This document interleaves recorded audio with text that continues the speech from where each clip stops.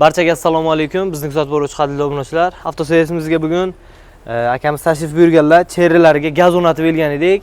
Aka, qancha yurdingiz gaz qo'yilgandan keyin? 15 ming yurdim. 15 ming yurdingiz. 15 ming yurib kelganlar mana.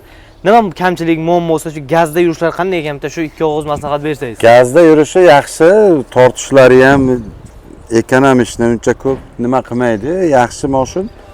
Shu vaqtiga filtrni tozalab turishlari kerak ekan. Tamom, boshqa kamchiligi yo'q. Yaxshi, gazga juda ham menga ma'qul gaz bilan yurish. Endi u rasvo gaz hammaning boshida bo'layotgan narsa, hozir juda aktual bo'lib qolgan. Xo'sh, ish sifati ustanovka qilinganda mana bu texnik nimaga kelgan paytlaringiz juda ham yaxshi. Kelgan vaqtim hech bir xarajat qilmayman, hammasini o'zlari qilib beradi. O'zlari o'rnatib garantiya bergani uchun juda ham menga ma'qul. Ishlari toza, juda ham yaxshi.